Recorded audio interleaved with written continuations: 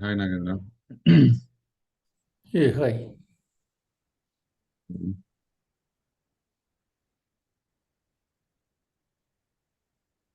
Have you been attended like previous sessions? This is the first session you're attending. No. This is the first time I'm attending. Earlier, I have attended, I think, 3 months back or 4 months back. I'm not sure exactly the date, but so I'm just looking. Okay, it's my training only. Come again? Well, is it my training only or someone else? I think your good name, please. Sai Peda. I think Sai Teja. Yes, your training only. Yeah. Because at the time I don't have the time, so that's the thing. I'm based out of Poland. Oh, you're in Poland. Yeah, so that's the thing. Okay. Yeah. Is it too early to you? It's early morning, 6 o'clock.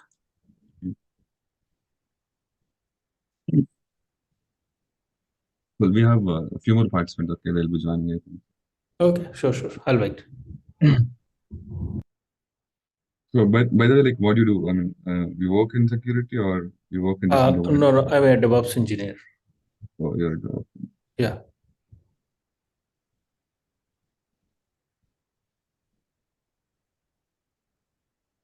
Hi, sure.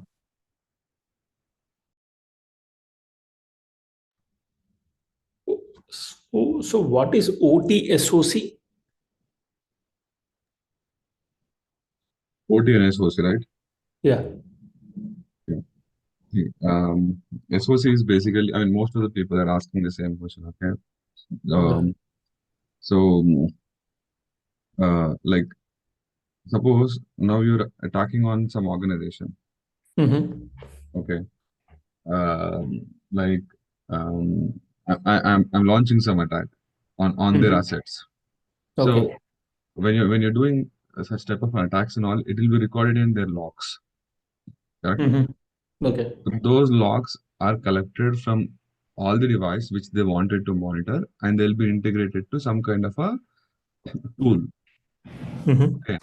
Like we Mm-hmm. have Splunk, I mean Splunk, ArcSight, these are all various SIEM tools. Okay, so Mm-hmm. in these tools we have rules written. For example, if you're attacking on the authentication, okay, if you're putting, let's say, continuously wrong password, okay, Mm-hmm. that is an attack pattern which it identifies as a brute force attack. So Okay. I mean, you will get the real time incidents. Okay, Mm-hmm. when you work in SOC, the Security Operational Command Center, you will be going and looking into the logs and understanding it from where this attack is happening. Okay, Mm-hmm. it's an Okay. internal, external. You know why? I mean, you will take the IP address and you will check whether it is having any kind of malicious history before this. Is it internal? Okay, why they are launching this such type of attack? Are they doing any kind of a testing? So you need to do your all investigation over there, and then you need to mark it as a false positive or true positive. Then accordingly, you should take the action on it. Okay. I mean, when you Okay. work in SOC, you will have all these incidents coming to you. One of the incidents which I've given example is a brute force, right? Mm-hmm. Similarly, you will have various types of incidents. Mm-hmm. Okay. Sometimes you will get unusual travel activity locations. Let's say all your employees are working in India. Mm-hmm. Within no time, let's say if you see traffic from the US or UK, Mm-hmm. where it is not possible for them to travel, let's say in 2 hours, 3 hours, right? Okay. So Mm-hmm. these kind of alerts, right? We call it as incidents. So those Mm-hmm. incidents are assigned to you. It's like moreover like monitoring kind of a job. Yeah, you will have shift rotations and all stuff. Okay. On top of that, what we are learning is you can apply it like this ethical hacking and penetration testing skills, um, of course, helpful to you because you know how the offensive people are attacking it. Even when you work in a SOC, uh, you will easy attack technique might be used to break into it. So I have to go and stop him like that, right? And the next thing is OT, right? So OT is basically operational technology security. It is more over focusing on the hardware and software that controls the physical process and infrastructure, including the ICS. Like ICS is basically industry control systems. Okay, like in Mhm. let's say you have a good manufacturing unit. Okay, right. So if Yeah. there is any attack is happening on that manufacturing unit, okay, how do you secure it? Right. There are a lot of devices, which comes under the industrial control system, right? Protecting all of those things basically comes under the OT. Okay, we have IoT, OT, both combined. Okay. Hello all. I can see who is this 174675? Can you rename? I mean, add your name there. You are the sorry, Shiva Kumar. Sarita, like Ishwar, Mahesh, are they joining it from the different devices?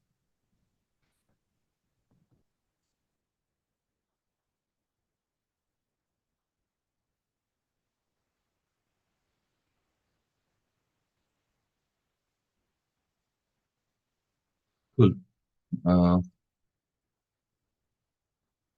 so this is like demo sessions, guys, as you all are aware of, right? I have taken two demo sessions earlier. Okay, this is the last and final third demo session. From tomorrow onwards, we'll be actually starting the sessions, guys. Right? I'll just give you uh, how we have planned this. Okay, and what kind of a I mean, what kind of thing you can expect after completing this course, right? So this course is planned in a such a way that even a non-technical person or a fresher get into information security or cyber security kind of roles like ethical hacker, penetration tester, or vulnerability assessor. Okay, it will be right suitable for them. Here first we'll be starting with the ethical hacking, guys. Okay, first we'll be diving into the ethical hacking course where we'll be learning all the fundamentals like basics of tools, attack methodologies, right? Uh, I mean, attacker mindset, and that is a very, very important thing. All of the things we are going to learn here. Okay, it's like ethical hacking course will give you, okay, very good experience in terms of understanding the hacker's mentality, how to use these tools, how to perform the various attacks like an attacker, okay, with the offensive mindset. Then we are going to apply all of these skills in the penetration testing in a systematic way by following the penetration testing methodology, right? So ethical hacking is going to be the base, okay, for you to get into the penetration testing, right? This is what the context is. So, okay, I'll share my screen. Give me a minute. First, we need to understand the hacker's methodology.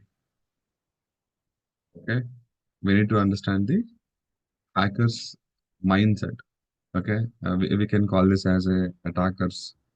Um, I mean, hackers methodology. Even we also call this as a five phases of hacking. I think some of you might be already heard about this. Okay, but let me give you, what is it? Okay, let me tell you what is that. I think you guys can able to see my screen, right? Yes.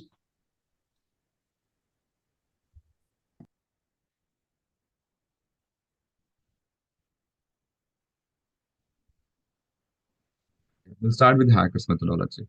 So let's think, uh, you know, let's think like scenario. Let's say there is a thief, you know, who is planning to perform a robbery on someone else's house, right? So how he will be planning it? Yeah, how he will be executing his robbery? Okay, the same way we need to also think, right? I mean, this example is something which you can easily link with it, right? So suppose, let's say, I have given a target to some robber, saying that, you go and rob his house. The very very first thing what he'll be doing, he'll be spending his time, okay, first to perform the information gathering on the target, right? The more information you gather about the target, the more easy for you to execute the attack, right? So information gathering is something which is a key, while you're performing the hacking or the penetration testing, right? So the very, very first step is information gathering, right? So I mean, the robber will also be doing the same thing. Okay, he'll be finding where is his house, how many people are living in it, okay, how many doors are there, how many windows are there, is there any security like CCTVs or dog, or they have good fence, right? He will be first, collecting all the possible information about the house, right? Like he possibly he'll also draw some kind of a blueprint, okay, of the area where is basically, planning to execute this robbery, right? Similarly, here also, hackers, they spend a lot of time doing the information gathering, like what all the IP addresses that they are using, where they are hosted, what services are running in it, right? How many are live? Okay, how many are internal, external? Okay, where is a more security? Where is a less security? Right? So these kind of information they'll be gathering it over here. I'll explain this technically, but yeah, first is information gathering, right? In information gathering, also again, attacker uses the two different techniques. Okay, while he is gathering the information, one is called as a passive. Okay, one is called as a active. So what is the difference between the passive and what's the difference between the active, right? See, passive, it's like collecting the information without interacting with the target. Okay, without interacting with target. What does it mean? Without interacting with the target. See, when I say without interacting with the target, maybe going and gathering the information using the some of the third-party services. Okay, some of the third-party services. What happens if I directly go and interact with the target? There are advantages, there are disadvantages. What is the advantage? See, if you go and ask I mean, if I go and ask uh, about your information to your friend, okay, that is passive. So your friend might give I mean, whatever the information he has, he can give it. It might be right, it might be wrong, right? But you will be not aware of that. Okay, I am collected the information from your friend. That is an advantage, right? I mean, when you don't want it to leave your digital footprints, okay, while you're doing the information gathering, you can go for the passive information gathering. Okay మీ అంటే ఇప్పుడు మీరు scan చేస్తున్నారు అనుకోండి, లేకపోతే మీరు ఒక target ని ప్రోబ్ చేస్తున్నారు అనుకోండి. So me IP address will be get logged somewhere in there system, in the form of the logs. Again, they might take some kind of action also, like SOC people, right? So when you don't want it to leave your digital footprints while you're attacking, okay, or let's say while you're doing information gathering, you go for the passive information gathering. Clear, guys? Is it clear? Guys, I want to hear from you. Okay.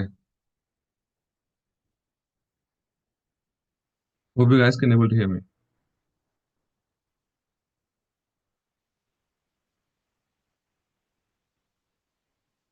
Hello. Yes, we are able to hear. Okay. Okay. Good. Right. And then we have the active information gathering. Right. Active is like directly interacting with the target.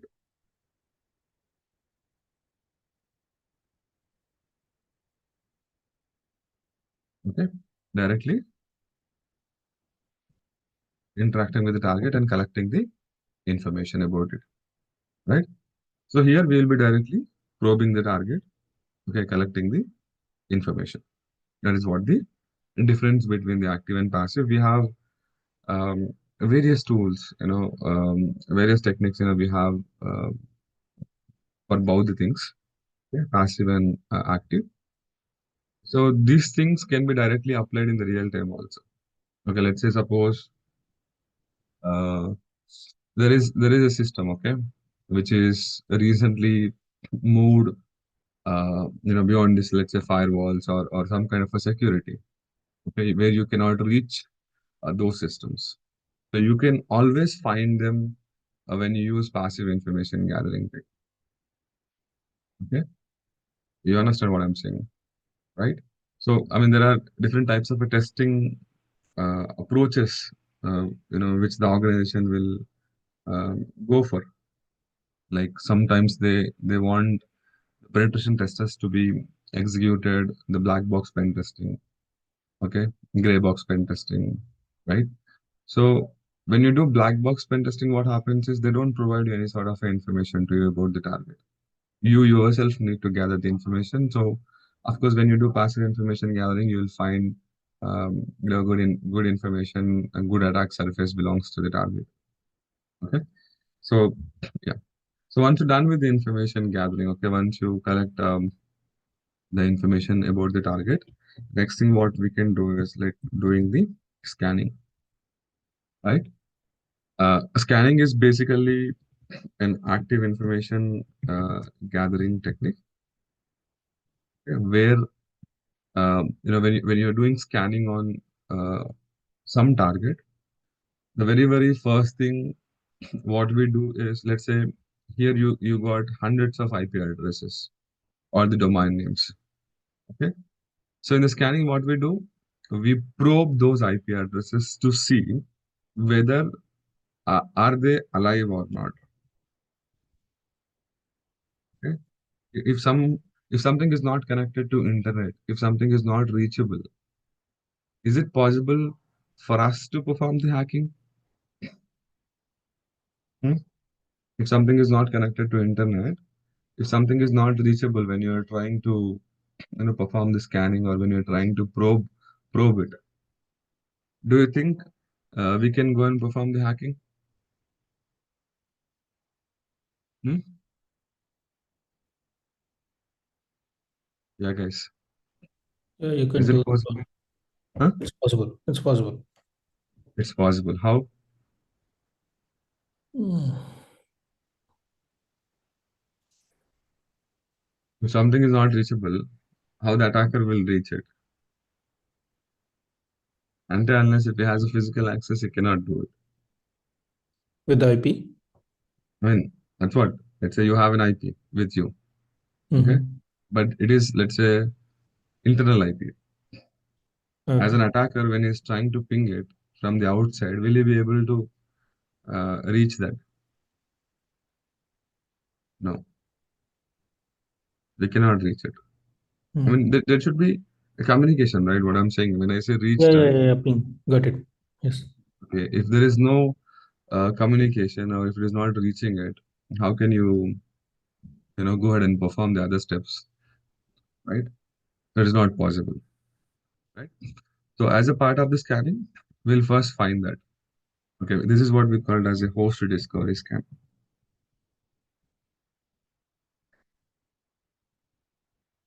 Even this technique can also be used in the organizations also. Let's say you're doing the assessment, okay, the penetration testing assessment for a network where you are already connected to it. First thing what you will do, you will check how many systems are connected to that network. To find out how many systems are connected to that network, like the subnet and all, we use this host discovery technique only. We perform the scans for whole subnet to figure out how many assets are connected to it. Then we go and perform the other scanning techniques like port scan, okay, version scan, right? We do enumeration scans, and we do vulnerability assessment scans, right? Why? Um, I mean, it's like performing this information gathering, scanning is for what?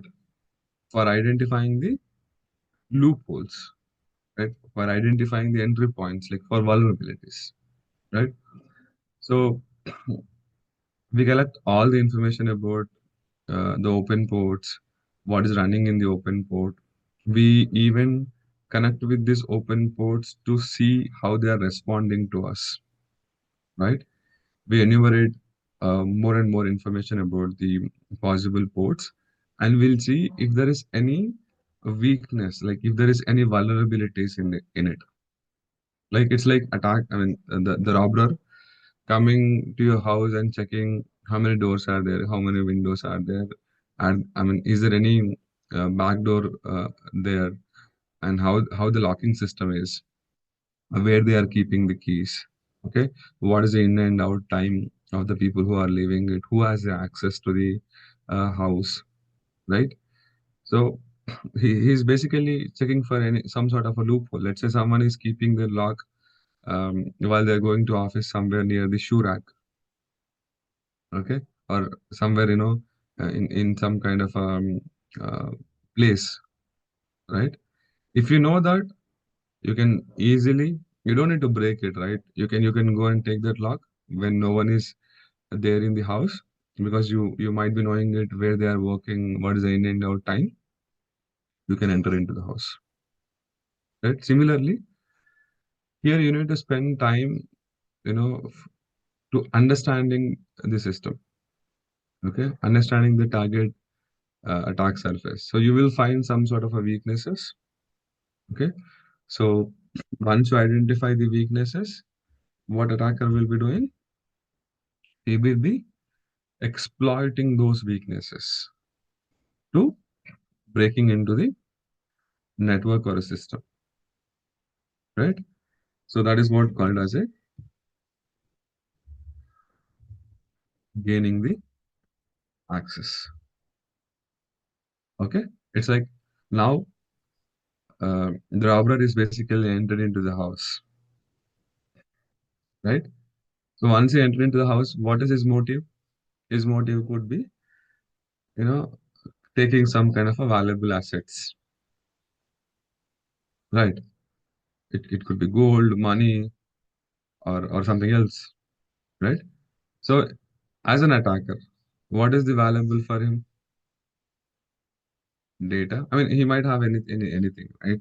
The motive could be anything. Um, so what attackers will be doing is they will try to maybe access some kind of a confidential data.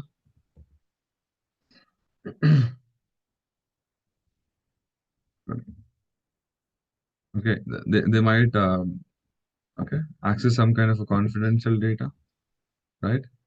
They might damage something, right? In our case, it's the availability part. Let's say there is a database, or there is a network system server. If they are breaking it, okay, if they are uh, damaging it, if they are deleting it, that can create the availability issue, right? If they are modifying it, that can lead to integrity, right? I mean, of course, as an information security person, also our responsibility is to protect all of these things, okay, for the assets that we are responsible for, right? So yeah, after gaining the access, they can execute the attack as per their motive, I can say. Okay, let's say maybe stealing the gold, uh, damaging something, or you know, all of the things comes here only. Okay, and then sometimes what happens is you cannot get the valuable things directly. When now you are entered into the system, maybe the valuable things are inside some room, okay, where the room is locked, and inside that again, let's say there is a some kind of a drawer where it is also locked. Again, you need to break the room, internal room, and the internal locker, right? Similarly, it happens to the hackers also. Okay, with some vulnerability, let's say you are entered into the system where you don't have, let's say, uh, what I can say, where you don't have um, admin access. I mean, you need admin access to do all of these things, right? Let's say, suppose if you wanted to modify read some confidential data, delete something, or modify something, what is required? Admin access. But while you're breaking some vulnerability to, getting into the system, you might not have an admin access, right? You need to break again a layer, okay, where you are a normal user, you need to upgrade yourself to the admin user, right? So they do privilege escalation. What they do the privilege escalations, guys. They can upgrade their privileges to normal user to admin. They'll try to take the highest user privileges so that they can able to do all of these things, right? Understand? Okay. So information gathering, scanning, gaining the access, and then maintaining the access. What is this maintaining the access? See, now today you got the access to the house, okay? But you thought this might be the not right time to move the things. So there are a lot of valuable things in the house, okay? But I mean, of course, you need to also plan in a such a way that you can move all of this confidential stuff from the house to your location, okay, in a safe way where no one can able to catch you or no one can able to find you. You need also a right time to move from the I can say the target house to your location. Correct. Then only the robbery is going to be success. Similarly, attacker will also, let's say you have an access to the confidential data, but he might be exfiltrating it from the target system to his system when there is a less security. Let's say everybody is going for a holiday, let's say on the weekend or somewhere on the festival. Okay, festivals where the less bandwidth is working on monitoring the network. So that is the right time for him to exfiltrate, dump all the data from the database. Because if you do it in the normal time where everybody is working, someone will easily come and check why this is and suspicious activity is going on. They can easily come and cut down your connection, right? So after getting the access, attacker will wait for the right time to perform the other things like exfiltrating and all. So for that, he will maintain the access with the target system. Okay, today you got into the system. Okay, it is not like I'll be doing everything in a single day. No, it will not happen like that, right? So, and today is a vulnerability which is help you to enter into the house. I mean, enter into the system. The same vulnerability might not be there when you come next time. That's the reason the attacker will try to maintain the access with the target system. Okay, like today, you entered the house with the key that is placed somewhere near the shoe rack. But next time, when you are coming with the plan to enter into the same house, you might not have the same keys in the same place. So you need to maintain the access. I mean, maybe you can quickly take the blueprint of that key and keep it the original key then itself. Okay, next time when you want to go it, you can directly enter into it. You are like having a VIP access to the house. then that is what called as a maintaining the house. When it comes to the systems and all, it happens with injecting some kind of a malwares. Okay, so anyway, they might have access, admin access. So what they do is they simply inject some kind of a malwares in the system, which can help them to maintain the persistent connectivity even if there is no vulnerability. It's like having a VIP access to the system with backdoor, right? And once the time comes, what they do, they perform the attack, which is called as a exploiting, right? They steal all the data. Okay, they perform the attack. Understand?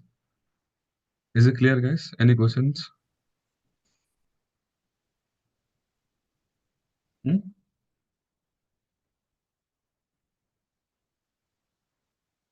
So now in each phase of the hackers methodology, we need to uh, you know implement the security. Of course, we have various types of security solutions.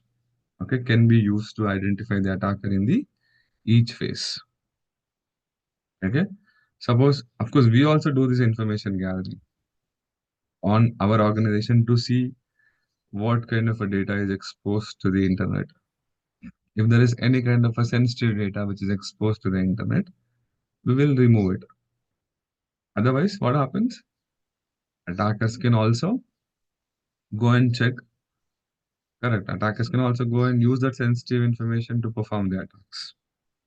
So we also do this scanning to identify all the weak points, like the vulnerabilities.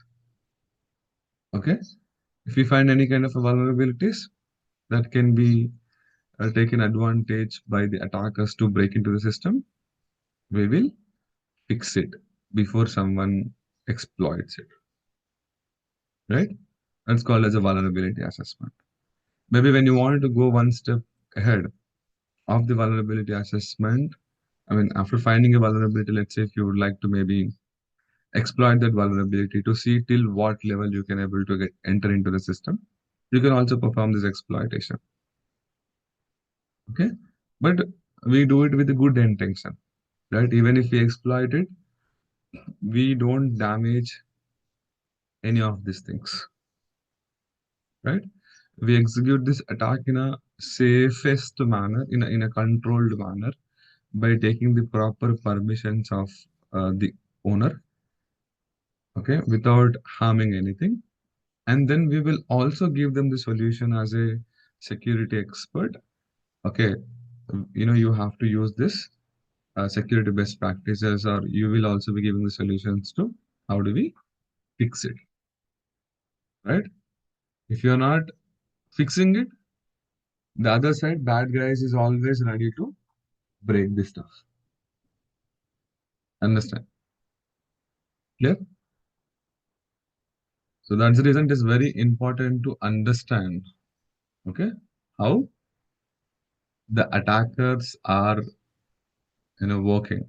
Then only it is easy for us to identify them, create the good defensive strategies, okay, and all. Yeah,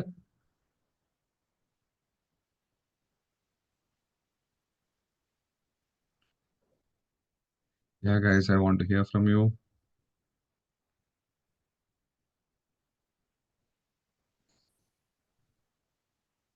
I'm putting all of this text in the chat.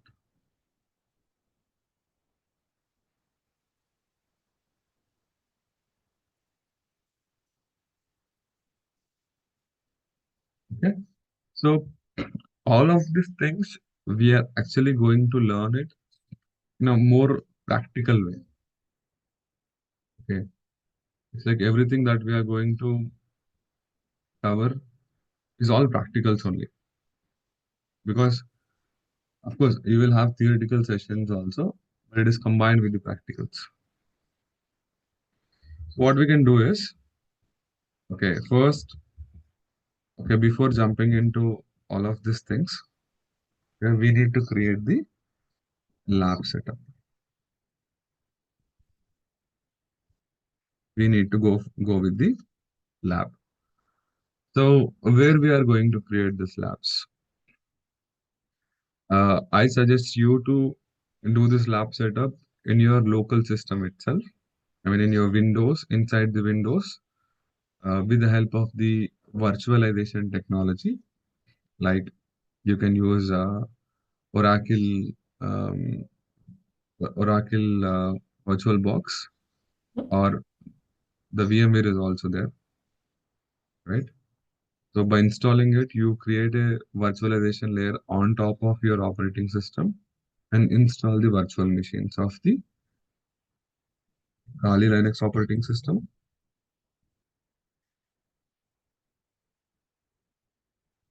and Windows, few other vulnerable operating systems to practice. So the Kali Linux operating system works like a attacker machine, okay, attacker system, and the Windows works like a target system for us. So most of the attacks we are going to perform it in our own controlled environment. If you want to have a good hands-on experience, uh, yeah, you can actually apply these skills in the real time. So what I have done, you can see here, I have installed Oracle VirtualBox Manager. Okay. Of course, to set up these labs and all, you should require at least i5, i7, 8 to 16 GB RAM machine, so that at a time you will be able to run a couple of virtual machines, right? So what you can do is, if you have already with this VirtualBox setup, that is fine. If not, it's like first go and check, whether your system supports for the virtualization or not. Okay, you can go for the performance, and then here you can see virtualization. It says enable. Okay. Sometimes defaultly it says disable. Okay, you have to go to the BIOS settings. I mean, while your system is restarting, you should enter into the BIOS by typing F8 or 10. Then there you will have an option to enable the virtualization. Once it is done, okay, you need to install this Oracle VirtualBox Manager. It is a free open source. Okay, you can just go to the virtualbox.org website. From here, you can download it. Okay. The latest version what we have right now is 7.1.6. According to the operating system that you guys are using it, you can download it. Okay, I think most of you have Windows. So download the Windows package and install it. It is just like clicking on yes, yes, yes, kind of. Or someone just download it and keep it ready. Share your screen. I'll guide you how to do installation. Right. So on top of this, what you need to install? You need to install the Kali Linux operating system. Right. It is also open source operating system. Right.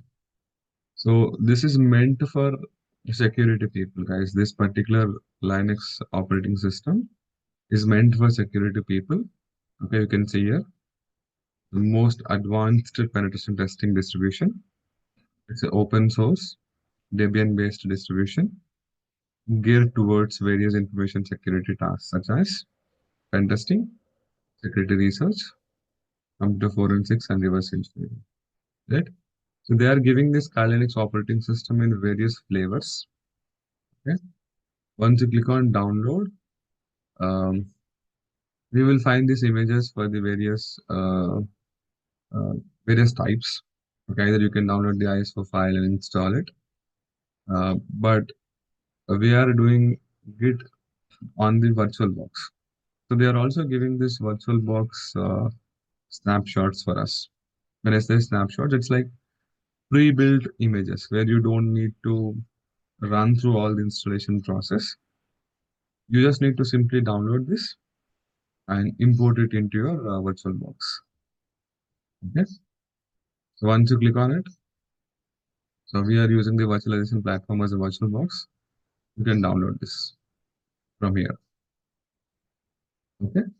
Once you download it, you have to unzip it and import it. And it'll ask you for the username and password. This is the username and password. I mean, this is a default username and password. Because as I said, these are all what pre-built images. Okay, where you don't need to spend time on the installation again. Okay, simply import and use it. That's it. Right? So how it look like? Once you import it, this is how it will be created. You can click on start. Okay, it'll ask you for the username and password, login. It has all the open source tools which are required for us to perform this, perform the pen testing and learn the ethical hacking, guys. Okay, so and Windows, right? Windows 7, you can start with the Windows 7, or else there is something called a Vulnerhub website where you can find the vulnerable images. Okay, intentionally created vulnerable images for the practice purpose. Initially, you can start with the Metasploitable. Okay, yeah, I think you can start with this one, Metasploitable 2. This is the very basic system to start with when you're learning the pen testing and ethical hacking. I'm putting all of these links in the chat.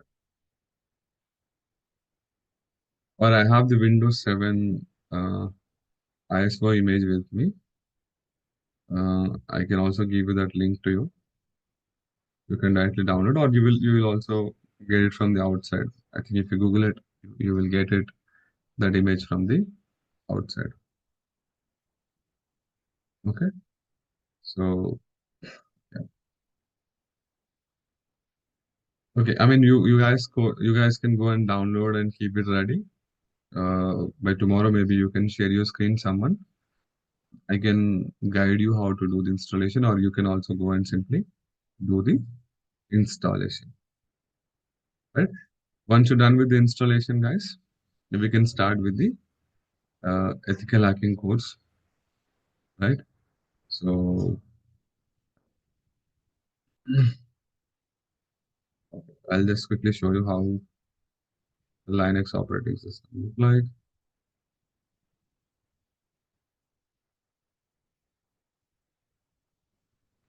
Yeah, guys, you asked me if you have any questions related to the course. Uh, yeah, I'll take it. How many days course is this one? Sorry? How many days the course duration? So it will be 2.5 months. How about the openings? Like for How about the? experienced person? Yeah, we have openings, okay? We have the openings. Now the market is also open, right? Mm. We have a good openings, guys. Uh, yeah, you can always even Google it, places like LinkedIn, Naukri, right? You will get the exact number, right? So once you complete this, right? Once you complete this course, you can actually apply for various roles. Okay, like you can start on basic.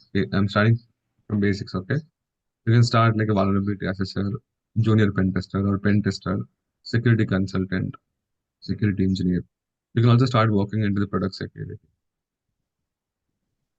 and web Mm. application pen tester, network pen tester. Then at the end, suppose if someone wants to again go for the SOC and all, you need to learn additionally the SIEM tool, okay, which helps you to identify the logs and all. Is that separate tool, Yeah, SIEM? it's a separate tool. SIEM is a solution. Like we have tools like Splunk, ArcSight. So you need to learn them how to use those tools. So is this for monitoring? Yeah, this is for monitoring stuff. So we are not Okay, going into Splunk the is a monitoring. monitoring tool, right? Sorry. Splunk is a monitoring tool, right? Yeah, correct. The logs. Yeah. Yes. Yeah. So from now onwards, like itself, you need to start focusing on solving the labs. So these are all the various some of the platforms which will be touch basing, okay, while the sessions. And at the end, you can also do a couple of projects. I'll give you the target domains to you, right? And if you're interested, start writing some blogs on the latest attacks, okay, or uh, the attacks what you're comfortable, right?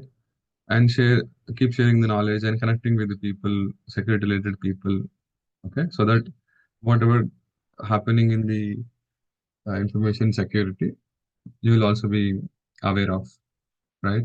If there are openings in their organization, or if they're sharing something new, you will be always uh, updated, right? So yeah,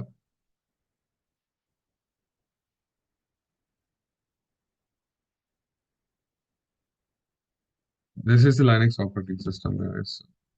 I know some of you are very new to it, so I am giving 2 days sessions for make you understand the basics of the Linux operating system. How do we use it? Okay, so this is also part of the course, and some of the network topics also there as a part of the course. So yeah, so if you go to the left side upper corner, have all the various tools related to various categories. They're already there. It's just like we go and use it and run it against the target, right? So yeah.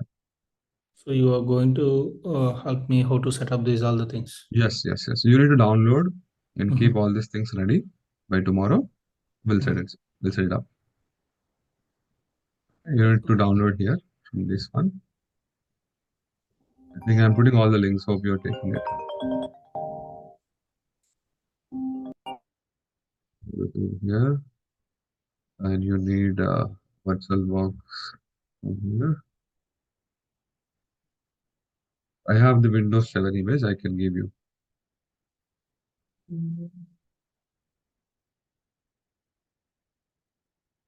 Keep these things downloaded and ready so that we can directly, uh,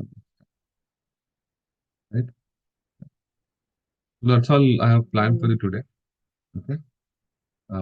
If you have any questions, let me know. I'll take it.